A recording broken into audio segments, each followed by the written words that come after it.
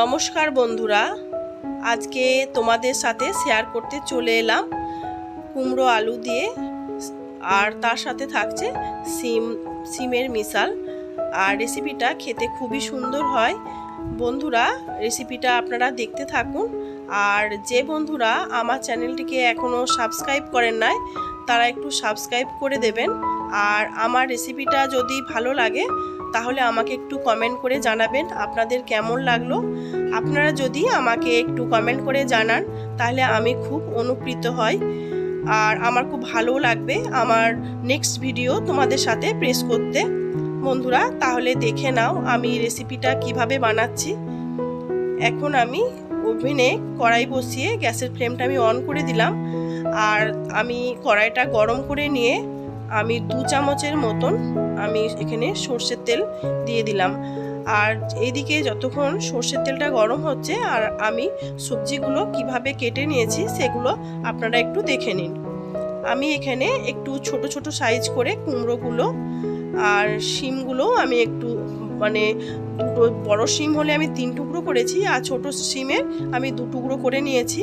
আর আলুগুলো আমি ছোট ছোট করে কেটে নিয়েছি। বন্ধুরা, তোমরাও সবজিগুলো এইভাবে একটু কেটে নেবে, তাহলে খুব তাড়াতাড়ি হয়ে যাবে। আর এই রেসিপিটার খুব বেশি মশলা কিছু লাগে না। আমি এখন আমার এদিকে তেলটা গরম হয়ে গেছে, আমি এখানে 1 চামচের মতন 5 ফোড়ন দিয়ে আর যে সবজিগুলো আমি কেটে রেখেছিলাম সেই সবজিগুলো দিয়ে আমি একটু ভালো করে ভেজে নিচ্ছি। বন্ধুরা, যেহেতু আমি খুব অল্প তেলে এটা রান্না করছি, তাই আমি হলুদটা একটু পরে দেব। আর আমি সবজিগুলো ভাজার সময় আমি অল্প একটু লবণ দিয়ে দিয়েছি, দিয়ে আমি একটু ভালো করে ভেজে নিচ্ছি।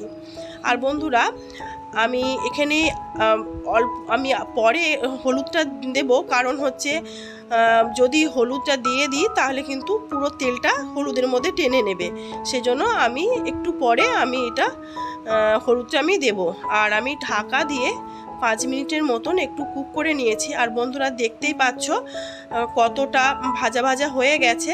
আর মনে হচ্ছে না বন্ধুরা অনেকটা তেল দিয়ে দিয়েছি? ঠিক তোমরাও এইভাবেই করবে, ঢাকা দিয়ে একটু সিম করে, তাহলে দেখবে তোমাদেরও মনে হবে যে অনেক তেল দিয়ে তোমরা করছো, কিন্তু অল্প তেলেই তোমাদের রেসিপিটা হয়ে যাবে। আর আমি এখানে ঝালের জন্য 3টে কাঁচা লঙ্কা দিয়ে দিয়েছি। বন্ধুরা, তোমরা যেমন ঝাল খাবে সেই মতো তোমরা লঙ্কাটা দিয়ে দেবে। আর এখানে আমি একটা টমেটো কেটেও দিয়ে দিয়েছি, দিয়ে একটু ভালো করে মশলাটা একটু কষিয়ে নিচ্ছি।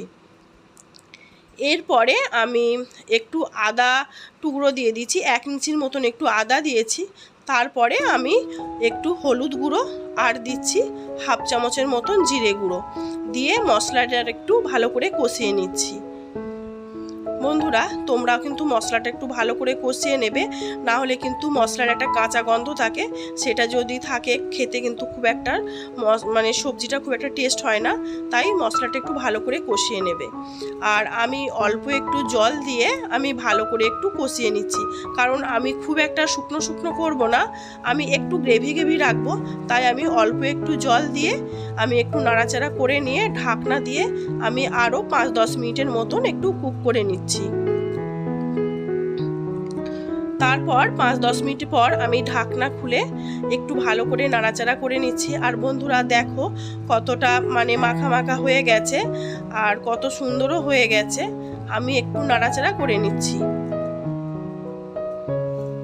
এরপর আমার কিন্তু অলমোস্ট হয়েই গেছে। ঠিক নামানোর 1 মিনিট আগে আমি একটু ধনেপাতা আমি কুচিয়ে দিয়ে দিচ্ছি। বন্ধুরা, এটা অপশনাল, তোমার যাদের ধনেপাতা ভালো লাগে তারা ধনেপাতাটা দিয়ে দিও, আর যাদের ভালো লাগে না তারা কিন্তু স্কিপ করতে পারো।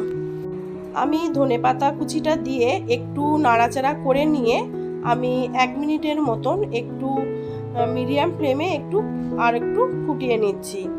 আমার কিন্তু এখন রেডি হয়ে গেছে। গ্যাসের ফ্লেমটা আমি বন্ধ করে দিয়েছি। আমি একটু দেখিয়ে দিচ্ছি কত সুন্দর হয়েছে। বন্ধুরা, তোমরা যদি মনে করো তোমরা ভাত দিয়ে বা রুটির সাথে এটা পরিবেশন করবে, সেটা তোমরা করতে পারো। বন্ধুরা, আমার রেসিপিটা যদি ভালো লাগে তাহলে অবশ্যই কমেন্ট করে জানাবে, লাইক ও শেয়ার করবে। যে বন্ধুরা আমার চ্যানেলটিকে এখনও সাবস্ক্রাইব করো নাই তারা একটু সাবস্ক্রাইব করে দেবে। আজকে এই পর্যন্তই, টাটা।